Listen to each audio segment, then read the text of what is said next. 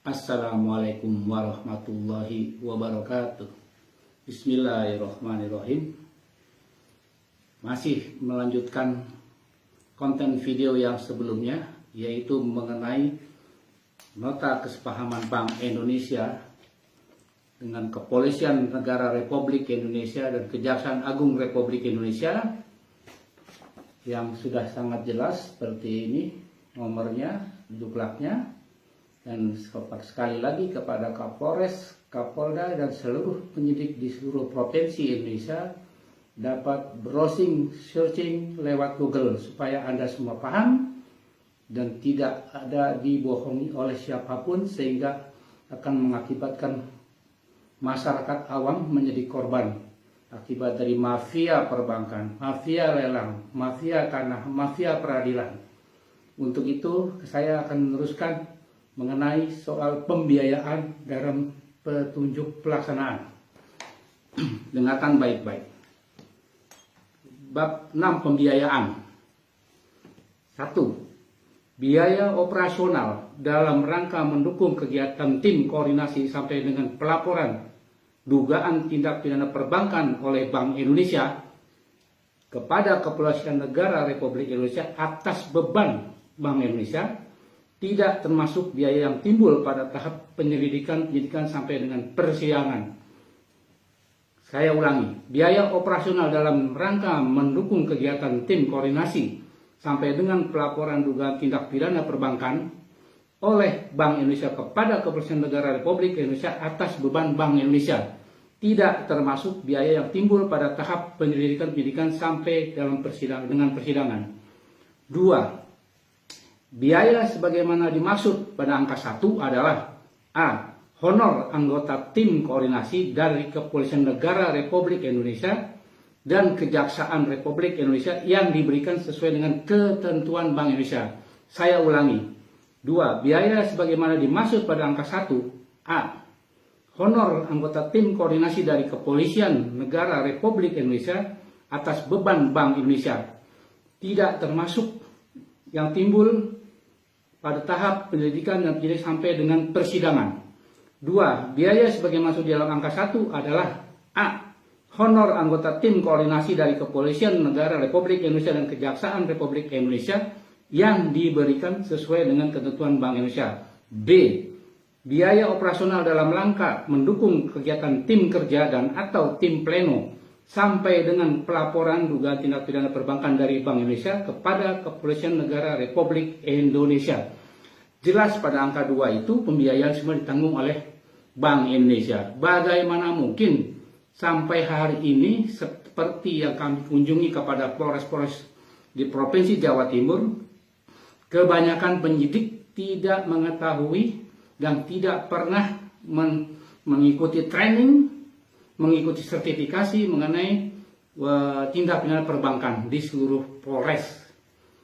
Dan untuk itu yang menjadi korban adalah masyarakat kecil, masyarakat awam yang harusnya mendapat perlindungan dari wilayah hukum Polres setempat dan harus dilarikan ke Polda setempat. Itu sangat jauh, di mana masyarakat kecil itu sudah korban daripada mafia perbankan, mafia lelang, mafia tanah, harus berkorban lagi dengan biaya, dengan membayar lawyer, sampai dengan ke Polda setempat. Itu sangat-sangat menyakitkan.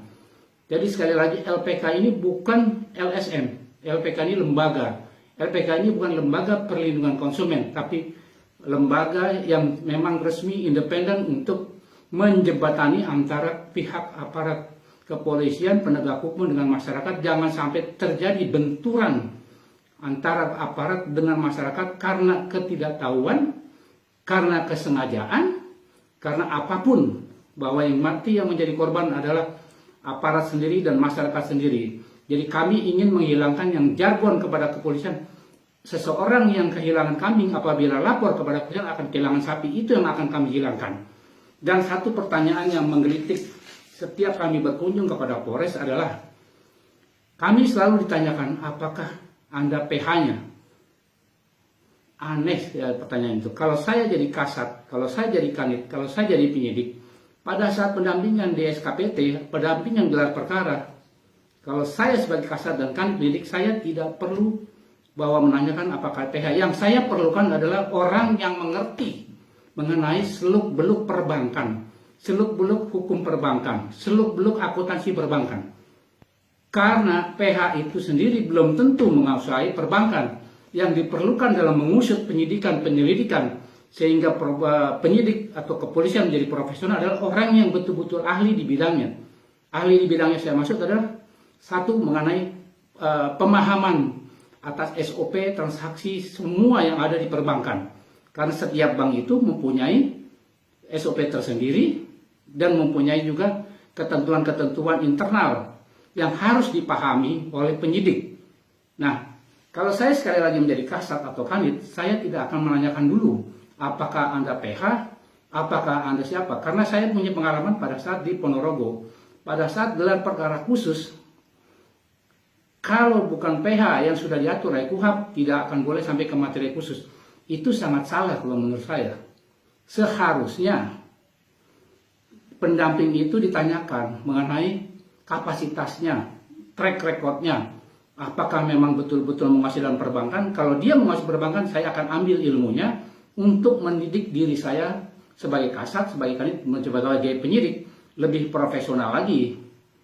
Ya, tetapi saya juga tidak mengerti kalau memang kasat atau kanit itu mempunyai motif-motif tersendiri di belakang itu. Karena hanya yang tahu adalah kasat, kanit, dan penyidik itu dengan Allah. Sekali lagi, saya sangat menggelitik apabila datang ke Polres ditanya, PH-nya atau bukan. Nah, itu yang sebetulnya yang harus dikoreksi dari semua penyidik, kanit, dan kasat. Yang diperlukan oleh seorang penyidik, kanit, dan kasat adalah seorang yang betul-betul profesional dalam perbankan yang mengetahui transaksi akuntansinya, transaksi jurnalnya, undang-undang perbankannya, dan seterusnya. Itu seharusnya. Jadi pada saat membuat BAP sampai kepada kejaksaan harus P21 itu adalah sudah ditunjang oleh ilmu-ilmu profesional dengan dasar-dasar hukum yang tepat. Itu yang saya koreksi. Dan kedua, saya baru tahu bahwa biaya itu ditanggung oleh Bank Indonesia. Apakah ini yang menjadi penyebab polisi tidak menjadi independen? Karena apa? Pengalaman kami di Banjarmasin, ini adalah BAP.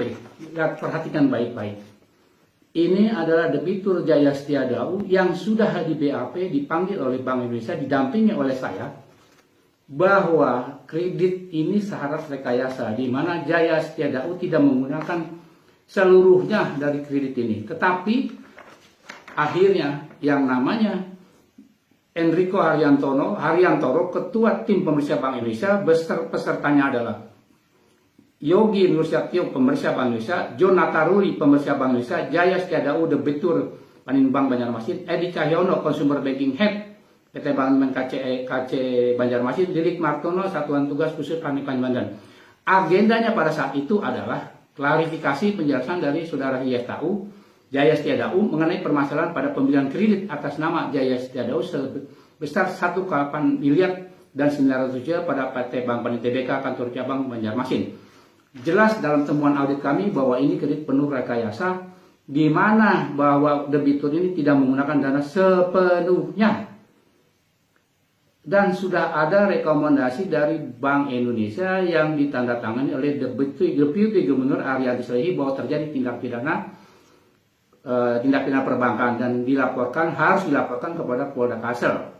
Tapi anehnya sampai hari ini tidak ada tindak lanjutnya. Apakah itu di SP3 karena pemimpin cabangnya meninggal dunia?